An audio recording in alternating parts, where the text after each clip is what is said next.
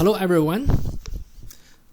This time we're going to discuss the article entitled Infant Behavioral Inhibition Predicts Personality and Social Outcomes 3 decades later. This article was written by psychologist Alva Tang and her associates. First of all, this paper reports longitudinal study. In developmental psychology, we study people of different ages, and there are 2 methodologies we can use. One methodology is called longitudinal design. In this design, you follow the same group of individuals over longer periods of time. In this particular study, the researchers followed the same group of 165 individuals for nearly 3 decades, over 20 years. And you measure this group of people several times. The first time the researchers measured this 165 people were when they were 14 months old, when they were toddlers, when they were infants. And the second time they measured the same group of people were when they were teenagers, when they were 15 years old. And then when the same group of individuals were around 26 years old, they measured them again.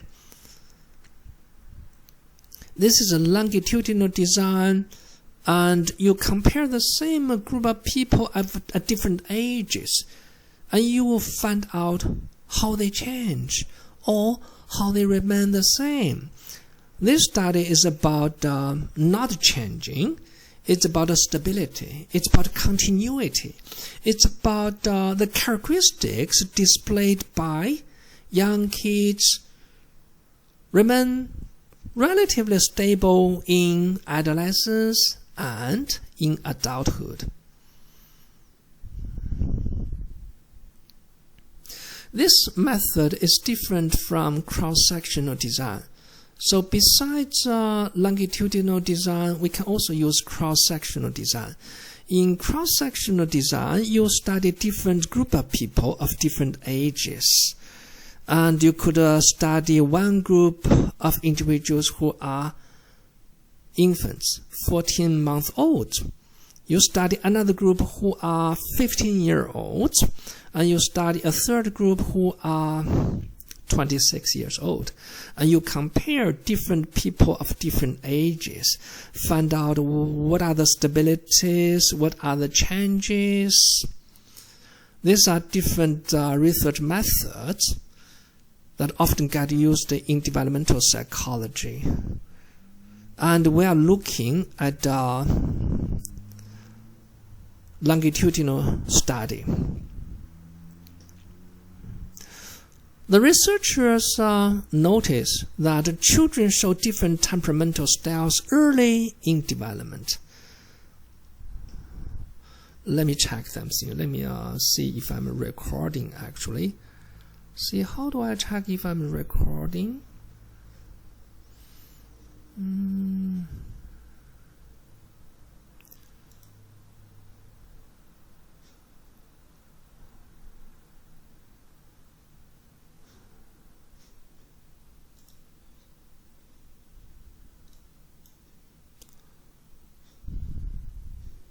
I think I'm recording. I'm just going to take the risk.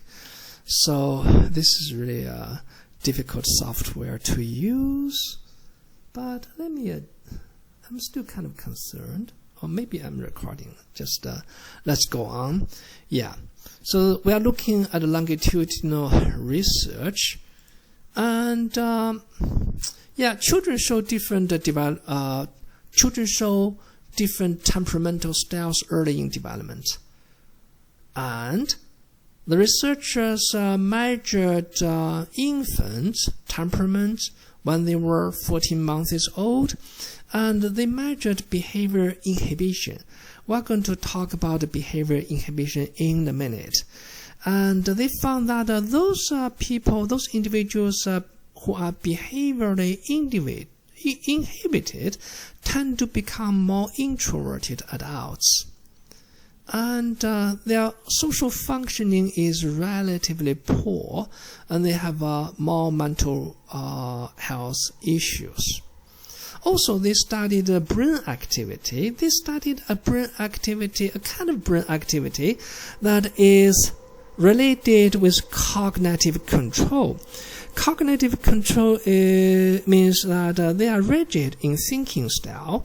Particularly, they are very sensitive to making mistakes. They are, you can say, they are concerned about making errors in their actions. They monitor themselves constantly. This could be an indication of fearfulness or being timid, being afraid of making mistakes. This research is very much related with the different developmental styles or different developmental stages we discussed in developmental psychology. It is particularly relevant to Ericsson's psychosocial developmental stages.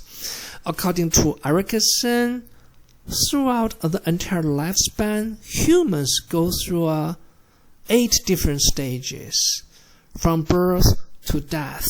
The first stage of development, from birth to 1 year of age, the main task for the baby, for the infant, is to develop a sense of trust. A trust for the parents, for the caregivers, for the self, and generally for the world. And if the mother, the primary caregiver, takes good care of the child and provides consistent responses to the infant's needs, the infant is going to feel a sense of trust, a sense of security. And this might influence the baby's future development. The second stage of Ericsson runs from 1 year of age to about 3 years of age. And the task for this stage is developing a sense of autonomy. There is a good outcome and bad outcome in every stage. 2 possibilities. A good outcome for this stage would be developing a competent sense of autonomy.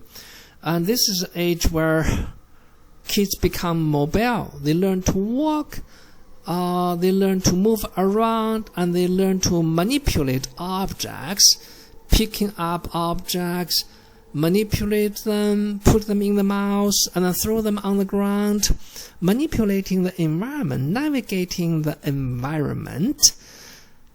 So if the children develop a good sense of autonomy, they would have a very successful developmental stage at this age.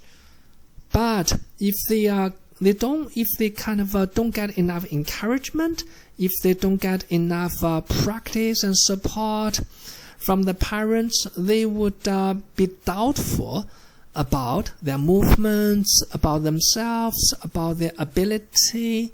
And this has very much with behavior inhibition. So kids, well, the subjects in the paper we are reading, they got tested when they were 14 months old. It's roughly in this stage 2 of Ericsson.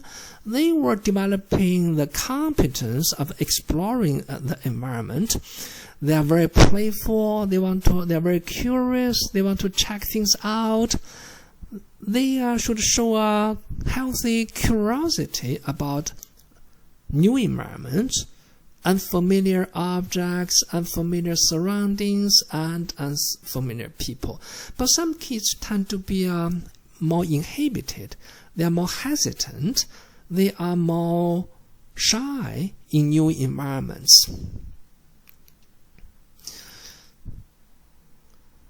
As kids grow older, they enter different developmental stages.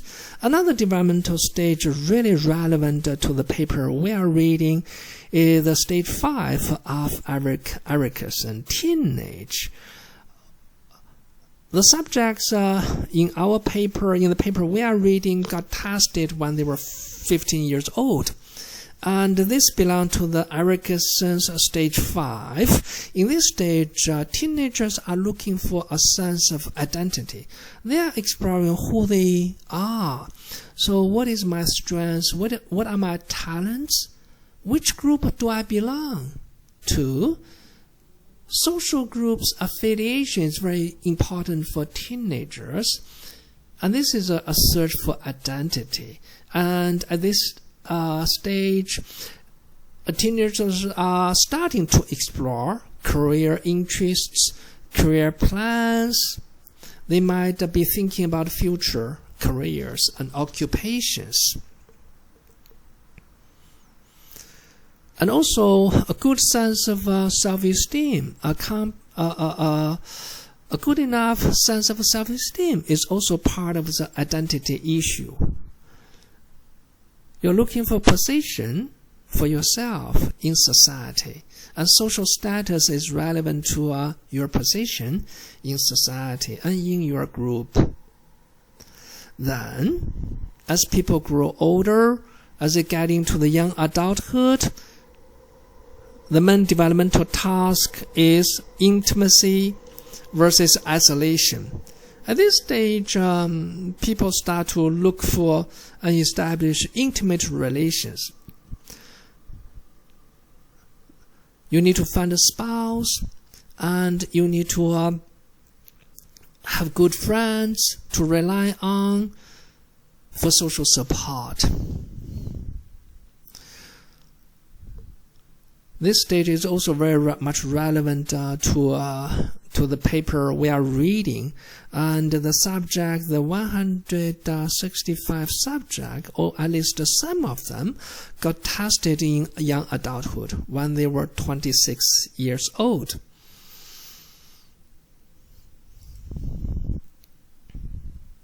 More about behavior inhibition. Behavior inhibition is a kind of a temperament. Temperament refers to stable individual differences in behavioral and emotional reactivity, and is observed in infancy. Temperament is very much related with this concept is very much related with previous emotional theories and personality theories. For example, is related with the Eysenck model of emotional stability versus instability. Eysenck is a personality psychologist. He proposes a way of measuring personality, which has two major dimensions. One dimension is introversion, extroversion. Another dimension is emotional stability versus instability. And behavior inhibition actually is related with both emotional stability and stability and introversion, extroversion. The behavior inhibited kids with a more stronger behavior inhibition, most belong to the upper left quadrant.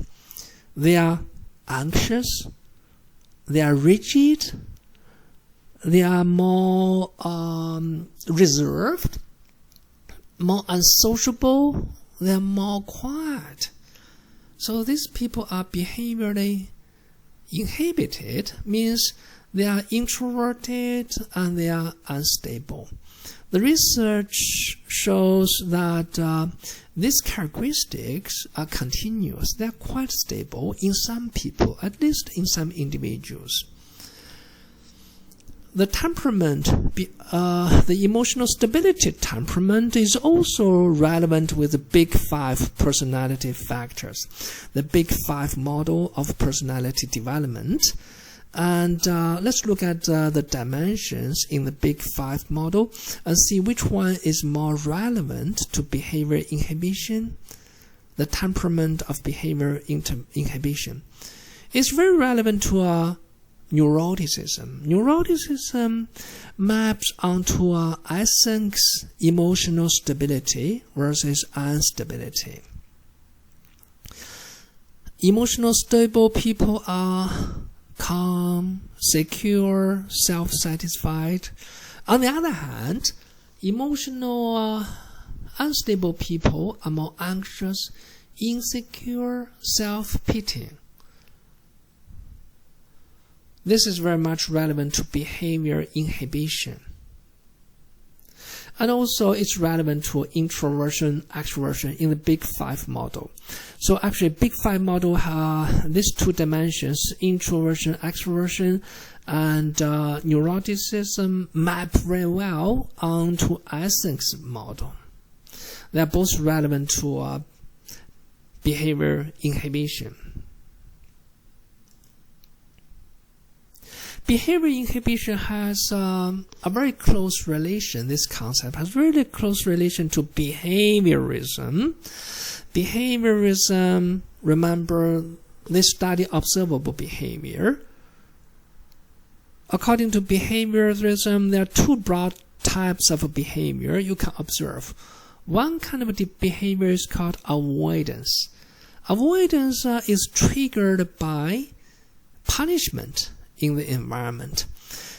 If the environmental stimuli suggests pain, shame, loss of something valuable, if it suggests, if it's related with a punishment, you try to avoid it. On the other hand, another type of a behavior is called approach behavior, and is triggered by environmental reward. Anything in the environment you like, you desire, you tend to approach them. You tend to approach reward and avoid punishment. In behavior inhibition, there is too much avoidance, while people are too concerned about being punished or bad things happening. They don't have enough activation of approach behavior.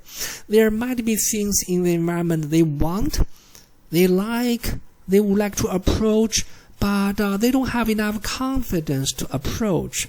They somehow don't have enough courage or competence to pursue what they want or what they are interested in. And so this is characterized by being overly cautious, being fearful, and avoidant responses to unfamiliar people, objects, and situations.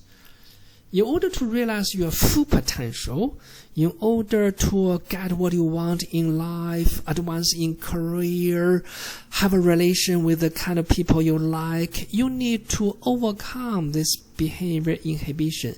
You need to feel competent enough to approach unfamiliar situations and people. You need to take risks. But behavior inhibition is opposite to risk-taking.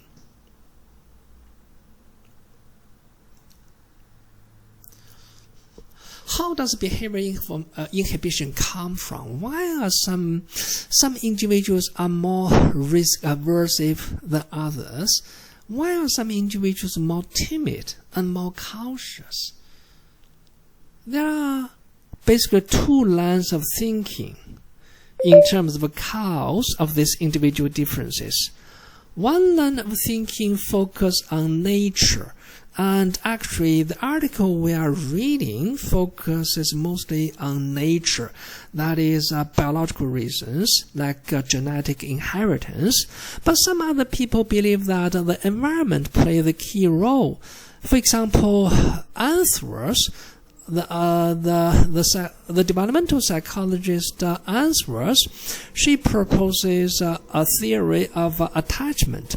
In her attachment theory, he believed that the relation between the child and parent is what is creating differences in behavior inhibition. He has invented a test which is called the unfamiliar strange situation test to measure individual differences in behavior in children.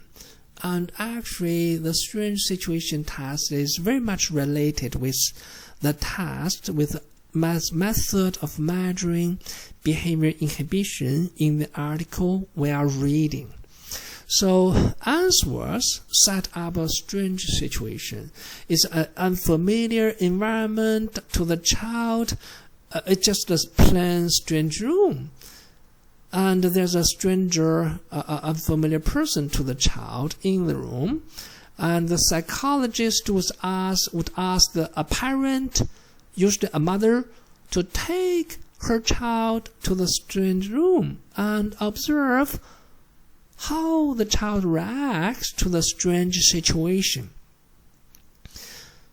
Answorth found that among the 5-year-olds, 4-year-olds, she observed 60% of them display secure attachment to the parents. She was observing the kids' behavior. So she, in these children, the kids seek closeness with the mother in the strange situation. Of course, when you are entering a strange situation, this is an unfamiliar room. At the beginning, you feel kind of cautious. You hang on to the mother. You cling to the mother. You stay close to her for protection.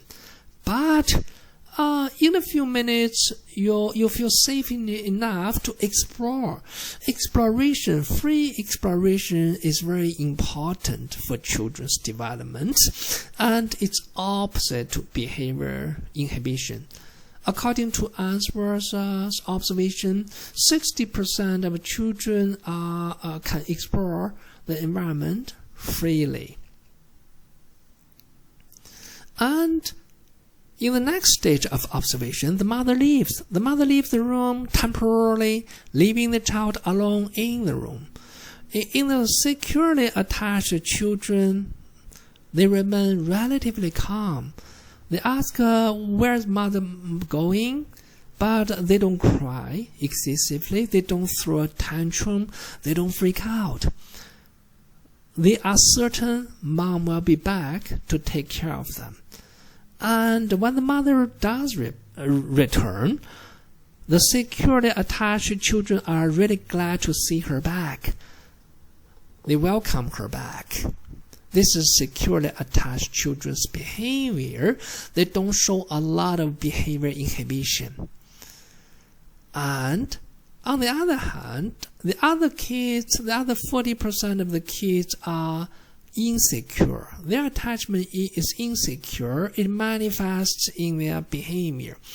Some of the kids they show an anxious, ambivalent behavior.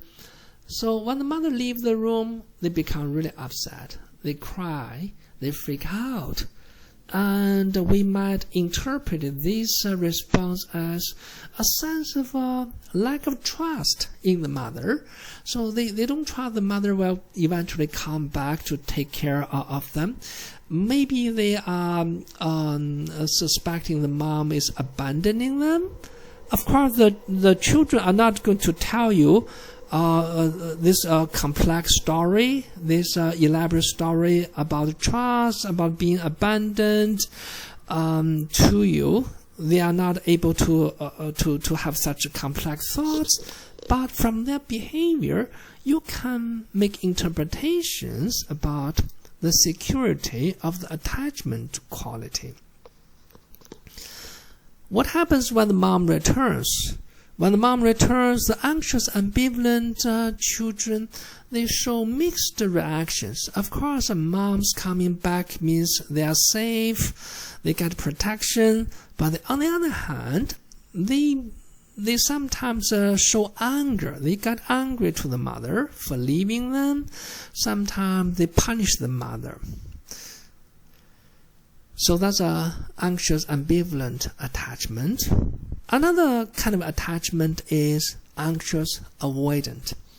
These children, they don't seek closeness or contact with mother. When they enter the room, they're really nervous, but they don't go to the mother for comfort or protection. They might stay in a corner of the room. They try to hide. And when the mother leaves the room, leaving them alone, they don't show a lot of emotional reactions, but you can see they don't feel safe. They feel distressed. And still another group of insecurely attached kids, they show disorganized, disoriented behavior. They don't know what to do. They don't know how to cope with the situation. So they are very upset.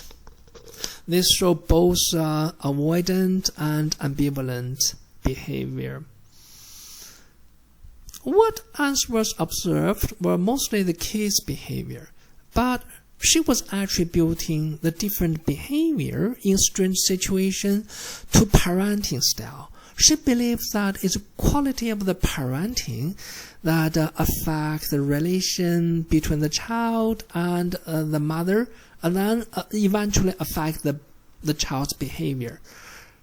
Anthos believes that consistent responsive parenting creates a sense of security and leads to secure attachment in the children.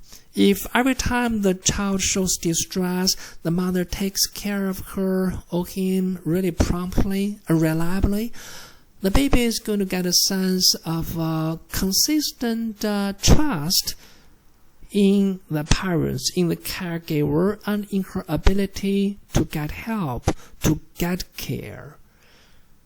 On the other hand, if the mother's response to the children's signs of distress and calls for help, calls for care in an inconsistent manner, the child will get a sense that the mother is unreliable, the environment is unreliable, and her ability to secure care and protection is not reliable.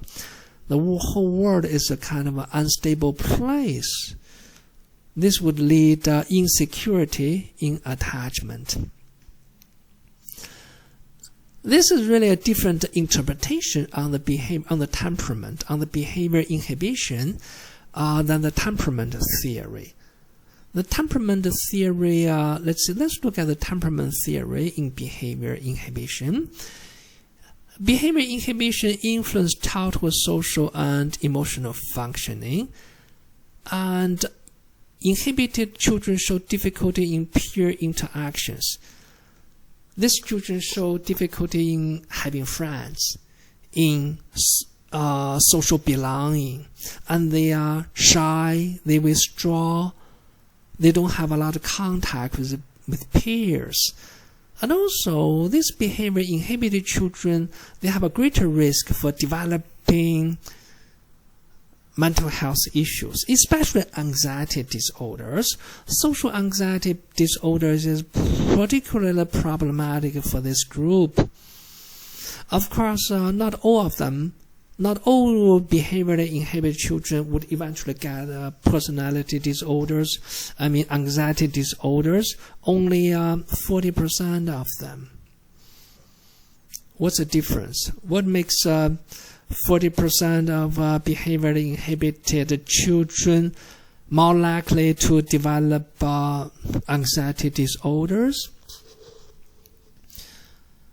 This might have something to do with risk factors. For example, in cognitive thinking, at the end of the article, we read that the children who show a lot of error monitoring, who are really concerned about making errors, making mistakes, are more likely to develop internalizing disorders, for example, anxiety disorders in early adulthood.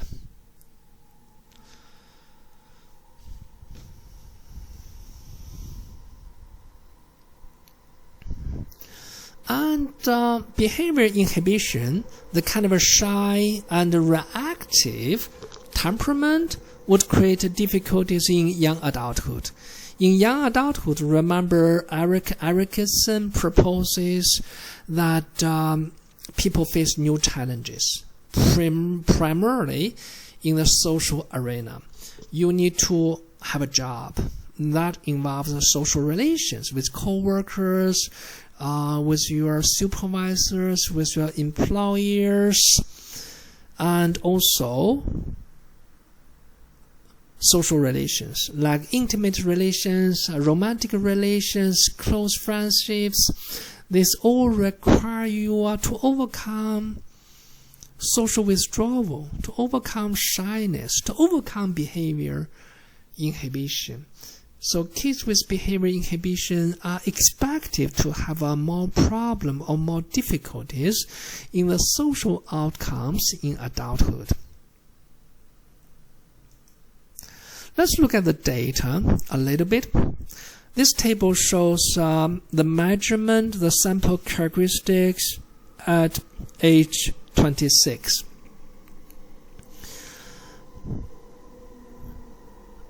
The average age of this group, this is the third measurement. When they were measured for the third time, were about 26.5. And the sample had almost equal proportion of men and women, although there are maybe a few more women than men. About a quarter of them are married. This is consistent with the general population. 70%, close to 70% of the individuals are in a relationship. They either have a spouse or have like a partner, a boyfriend, girlfriend, and about 10%, less than 10% of them have children, also consistent with general population. In terms of education, this group is more educated than the general U.S. population where they came from. So 86% of this group have a bachelor degrees or above, and say this is more than the general population in the U.S. In the general population in the United States, about 1/4 of people have a bachelor's degrees or above. And in terms of social occupational classes, the group is doing pretty well. 20% of them have higher professional occupations at the age of around 26. That's pretty well. And 6.4% of them are working for big companies, having higher managerial or administrative occupations. So this group is really kind of doing well economically and educationally and in careers. The paper also says the sample consists of 98% white individuals.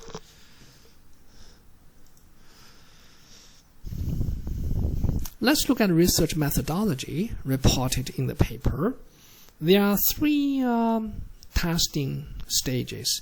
The first testing occurred at age 14 months, and they measured behavior inhibition. They used the behavior observational paradigm. This really reminds of the Anthra's paradigm. Anthra's also used behavior observation methodology. She observed the children's reactions in a strange situation, and the researchers did something similar, although the age of the subjects are different. These authors measured 14-year-olds. Anthra's measured like 4-year-olds, older children. And the second wave of testing occurred at age 15 years old. And they measured the subjects' error monitoring, how concerned they are, how watchful they are about their behavior in making mistakes. And then in the last stage of the testing, when the individuals were around 26 years old, they got hold of some of the subjects. Out of 165 subjects, they got hold of 115 participants to complete. This is age 15. Sorry, my bad. So at age 15, they got hold of 115 out of the 165 subjects to complete the flanker task, which is measuring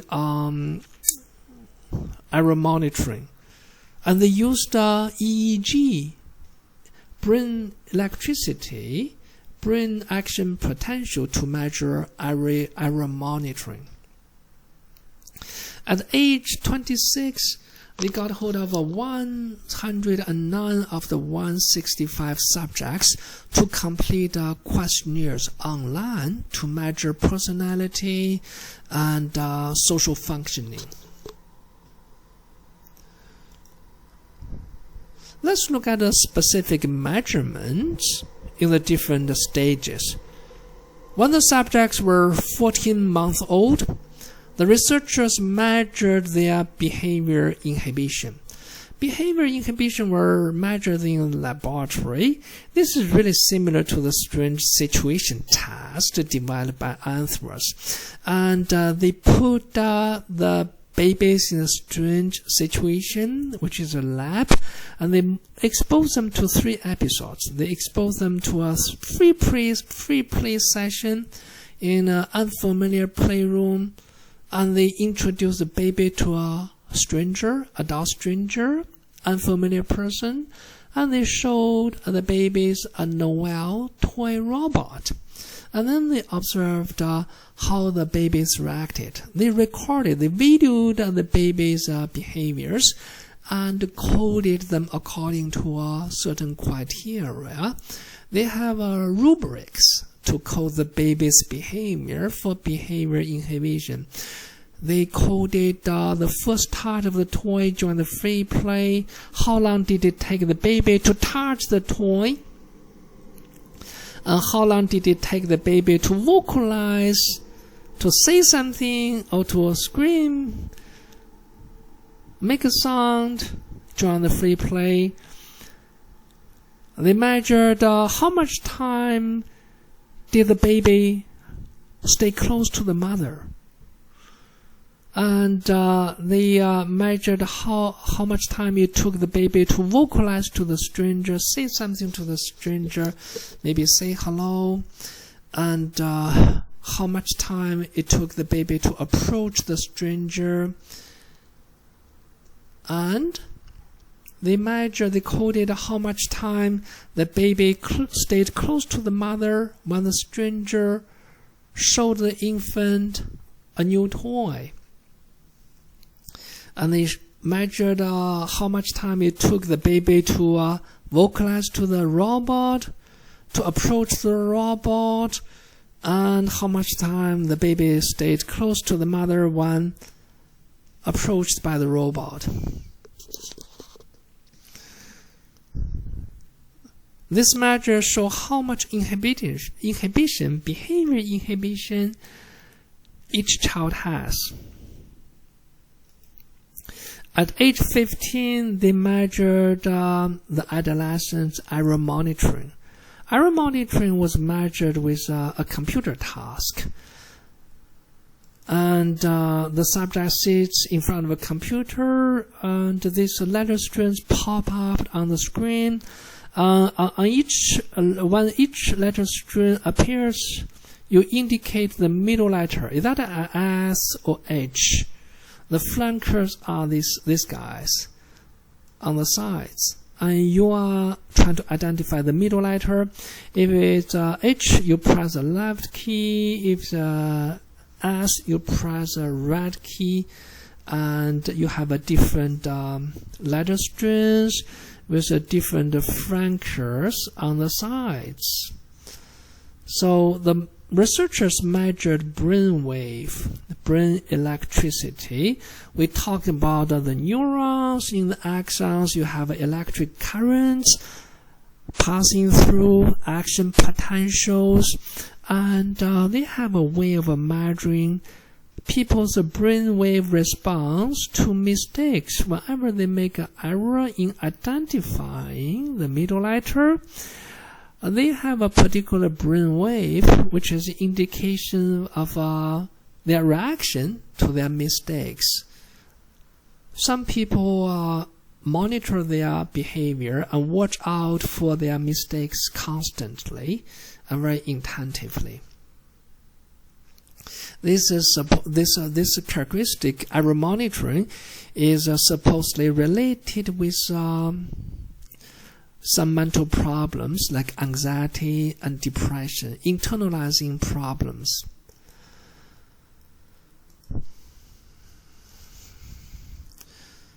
At age 26, the subjects received questionnaires. They completed questionnaires to measure their personality and social functioning. The questionnaires measure their shyness and sociability. For example, they were asked, I find it difficult to talk to strangers.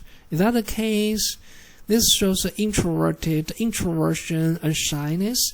I feel nervous when speaking to someone of authority. For example, I feel nervous when I'm talking to my boss, to my supervisor, to the professor, to the teacher, even to the doctor. This would also show shyness and sociability. And then they measured introversion, extroversion. Here's a sample question. Do you like to talk a lot? That's a sign of extroversion. They measured the satisfaction of the family life, interpersonal competency.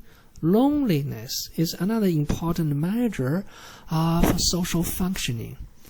They measured adult relationships, romantic relationships, education and employment, career satisfaction, and they also measured psychological problems. Psychopathology means mental health problems.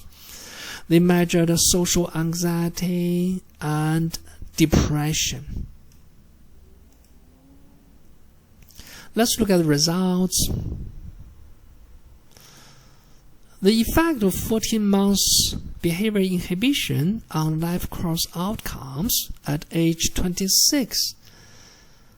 One finding is that higher levels of infant behavior inhibition predicted more reserved personality. Those kids who show a lot of behavior inhibition in the 14 months testing became more reserved adults. And also they showed lower social functioning with friends and family. Less satisfactory relations with friends and family. In terms of romantic relationships, higher level of behavior inhibition at age 14 months were related with fewer romantic relations in the past 10 years. So those babies who showed greater behavior inhibition, when they grew up, they had a smaller number of romantic partners. But behavior inhibition was not related with whether they were married or in a current relations. As we remember, most of the people in the sample were in a current relation. 70% of them were in a current relation. It didn't matter whether they were inhibited when they were 14 months old. For career and education, infant behavior inhibition had no predictive power.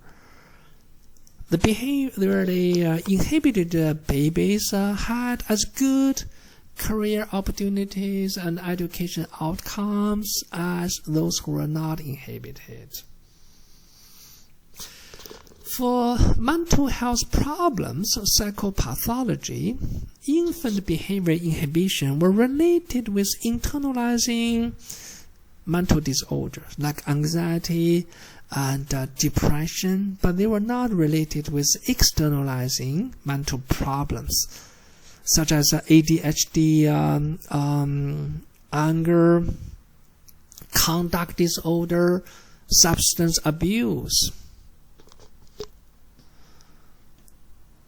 So behavior inhibition were mostly related with symptoms like anxiety and depression. How about error monitoring? Remember, error monitoring refers to how closely you watch your behavior. You watch out for errors you make. Error monitoring moderated the effect of 14 months behavior inhibition on psychopathology. at age 26. The key finding was that only for those individuals who showed a lot of high level of error monitoring, only among these individuals, there's a close relation between behavior inhibition in infancy and adult psychopathology, but not among those who showed less error monitoring. Only among individuals who showed greater error monitoring responses, there's a relation, strong positive relation between behavior inhibition and internalizing pathology, like anxiety and depression. Among the individuals who showed less error monitoring when they were 15 years old, there was no relation between infancy behavior monitoring and anxiety and depression-like symptoms. So this error monitoring is really important in influencing the effect of behavior inhibition on anxiety and depression. These are the key findings. Hopefully these explanations will help you answer the questions in the assignment. In the next few slides, I posted questions for your review. The review questions cover developmental psychology, motivation, emotions, biological psychology, and also personality psychology. I have provided answers to the questions, and you can use these questions for your review.